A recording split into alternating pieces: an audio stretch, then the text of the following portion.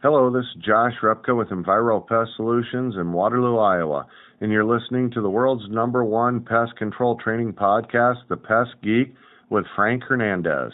Short post versus long post. Which is better for SEO and what will help you rank better? All on this edition of the Pest Geek Podcast.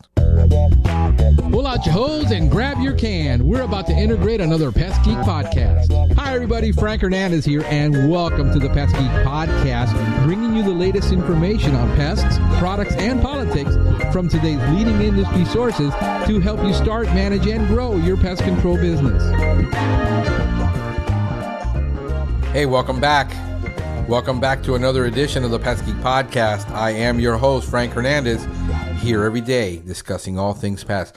Hey, we're going to be discussing short post versus long post. And the question has become, how long do you need to write to get your blog post to rank #1 on Google? I mean, that comes down to what it really comes down to, if that makes any sense. If your stuff isn't getting ranked, nobody's going to find it. If you're depending upon, let's say, Google for your readers of your blog to read your blog, and the whole purpose of a blog is to create a following for that blog for people that want to read what you write. Just simply writing a blog for the case of SEO ranking, to rank your site up, you're much better focusing on pages and writing pages about things that are relevant to your business and not focusing on a blog. A blog is for creating a following of readers for things that people want to read. The thing is, people misplace it all the time. They say, well, I'm going to write a blog so I can rank my website. As part of an SEO strategy, it is, but that is not the strategy. That's a tactic. And the problem is you take a tactic and you want to convert it into a strategy, and you can't. It's a tactic. In and of itself, a blog is not an SEO strategy. Okay, that's what you need to understand. A lot of people want to get their site, they want to get it to rank, but if all you're concerned with really is ranking and not getting any readers, okay, and not having a following of people that are constantly coming back to your site reading what you have, you might as well not do that. I mean, you're wasting your time trying to write stuff that nobody's going to read. If you write a 2,000-word blog post to rank and nobody's reading it and people are bouncing off, there's a much easier way to get the SEO value than doing that. I mean, wasting your time writing something that no one's going to read. If what you're writing, people are getting onto that blog post and they're bouncing off, that's not doing you any good for that, because you're not the intended purpose. You're wasting people's time getting people to click on stuff they don't even want to read because you either misguided them or you concealed what you were really writing about, and it's not what they wanted, and they're going to bounce off. Now, traditionally, a 300 to 500 word blog post was enough to get you ranked on Google, depending upon the target market. The problem is everything is pretty much saturated on Google right now. We are in, and here's what I want you to understand about SEO, blogging, writing, that anybody who's reading a blog wants to get value out of what they're reading. In other words, if you write a blog post about SEO and how to rank for SEO, you're eventually going to tell me something that is actionable that I can do so I can rank my site on SEO. Here's the problem for the pest control industry. It's in a different mind frame. The pest control industry is very protective about giving away any secrets.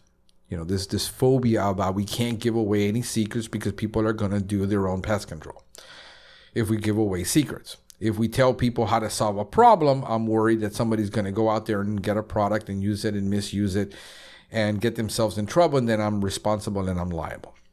There are ways to mitigate that.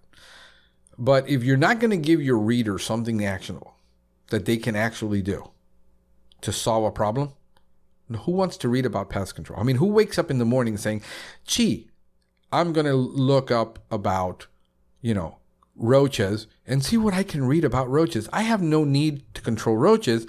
I'm just curious about them. Unless you're writing an entomology blog, or you're writing a blog about, the top 1,000 spiders in the world that people want to know about, useless information, or somebody who is in botany or horticulture or something, and something interesting to read about their subject, they're going to learn something about that plant. They're going to learn something. I mean, you got to give the reader something they want to know about. In the case of when people are looking for bugs, people are looking at how to control it. They don't care about the history of the cockroach. Nobody gives a darn. So if you're going to be writing about bugs in the bug business, you need to give them something they can use that's going to solve their problem. That's what they're there looking for. Nobody's going to go to a blog. Now, the question becomes what is the type of writing that you're doing? What type of creative writing are you doing? If you're showing people how to do their own dewebbing to solve a spider problem because you're not going to spray for spiders, there's a value there. Then they can hire you to do some other things besides spider removal.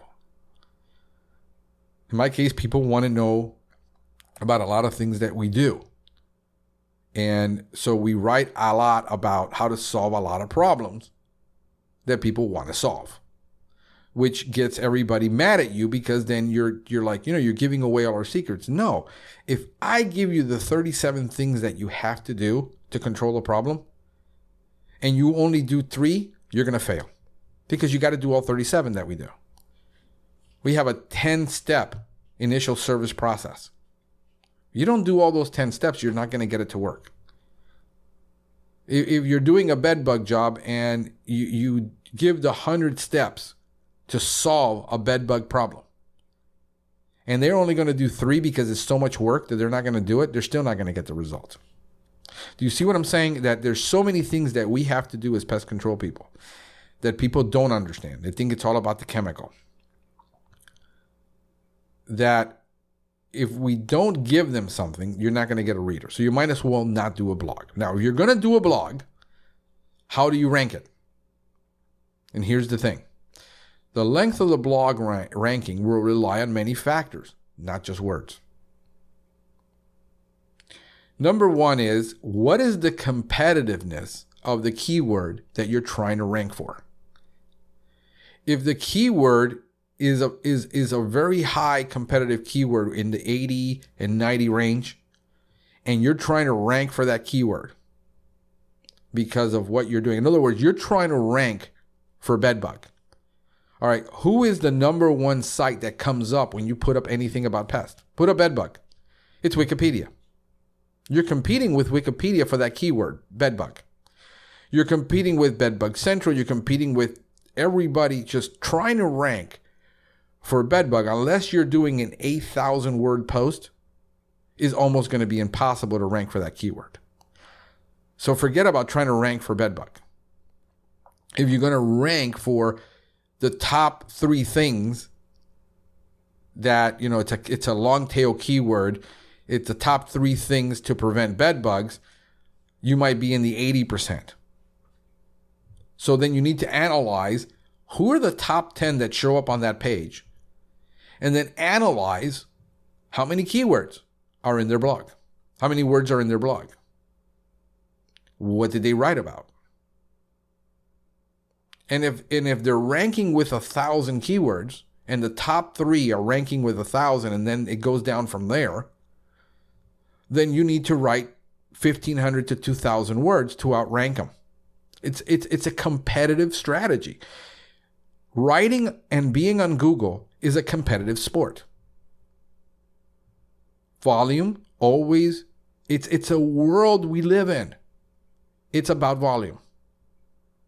And I compete on quality. I understand. So do I. But the reality is that the guy with, in 20 years ago, the guy who had all the bench, the bus benches and all of the billboards and the biggest ad in the yellow pages won. That was the guy everybody called.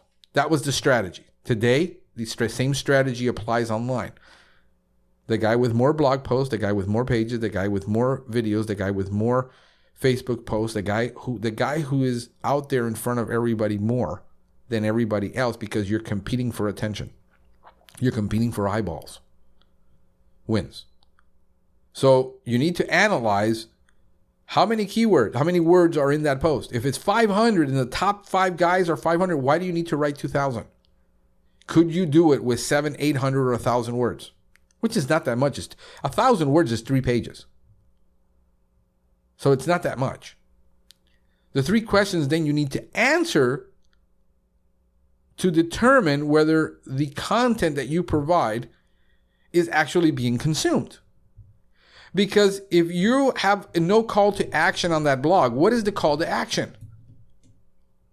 Is it give me a call for local SEO? Is it click here to fill out the form so that we can get a contact form? What's the call to action? Where do you put that call to action in that page? If you've got a 2,000 word, do you put it at the bottom? Are you really thinking that people are going to read to 3,000 words on your blog post? Where are they stopping reading? You don't know. So you need to know this, but there's a question. How do I know how far down anybody's reading on my blog? I can't figure that out. I can never figure that out. Yes, you can. There is a piece of software for everything that you need to do. I mean, you got to realize that if you're going to do competitive SEO, you're either going to have to pay somebody who knows to do it, or you're going to have to spend the money on the tools that they use. It's kind of like you want to do pest control with just a B&G. You're going to have to spend some money on some good equipment and other products besides Bifin and a B&G.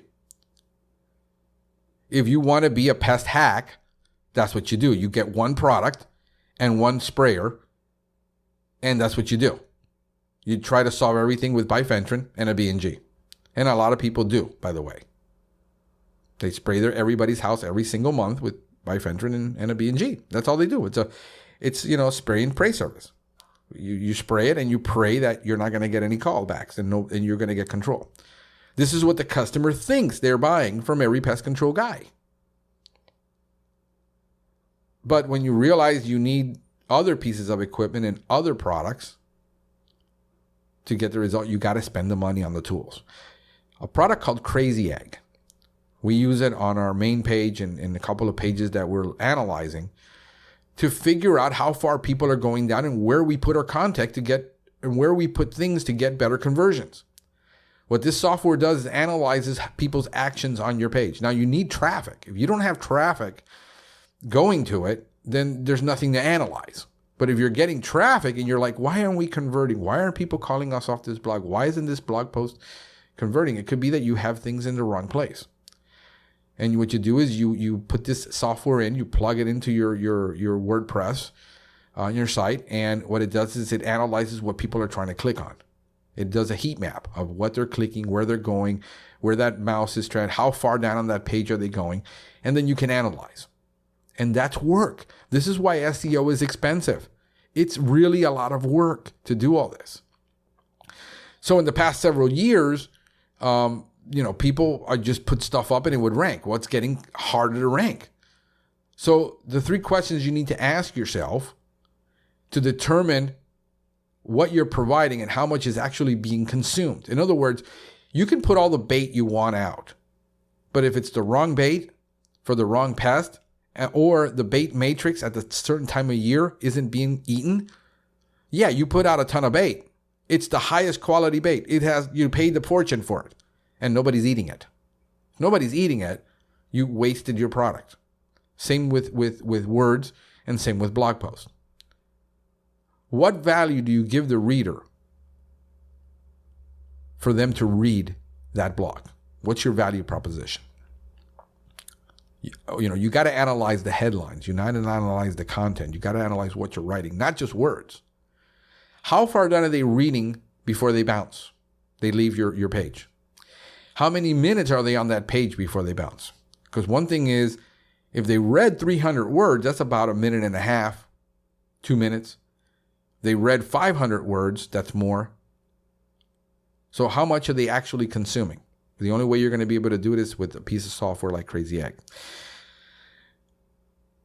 Well, here's what the data has shown. I'm going to give you the statistics.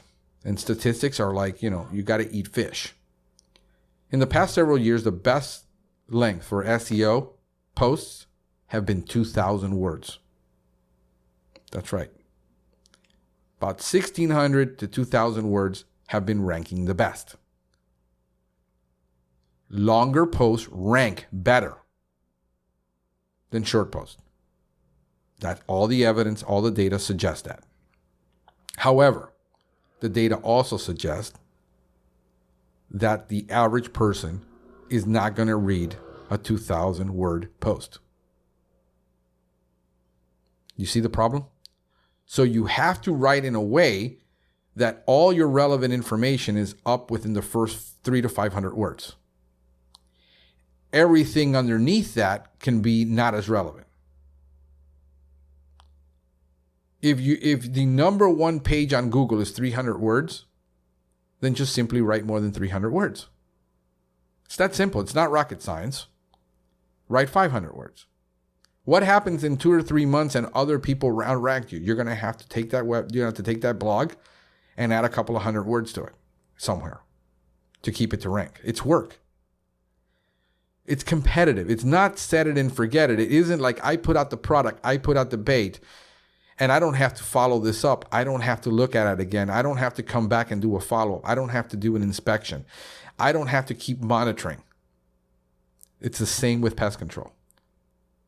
If you put out a chemical, we've been using a product for controlling big-headed ant, Max Force Complete.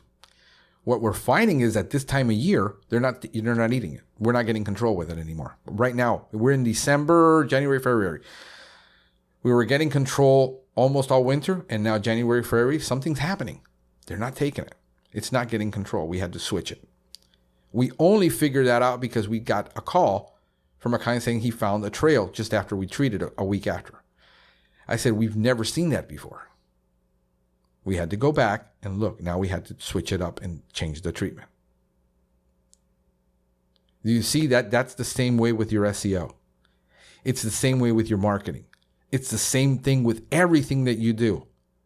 That you have to apply the same principles of inspection, monitoring, tracking, application. I think of it as SEO, the same principles of IPM have to apply to SEO. And that way you're going to get the results you want. But you really need a company that's going to do that for you, really stay on top of all that and do it for you, or you have to do it yourself. But if they won't do it, then you need to hire another company and continue to follow. Sometimes you're going to go 3, 4, 5 SEO companies before you find one that works, because the problem is there's no real way to validate what they're doing. It's kind of like pest control.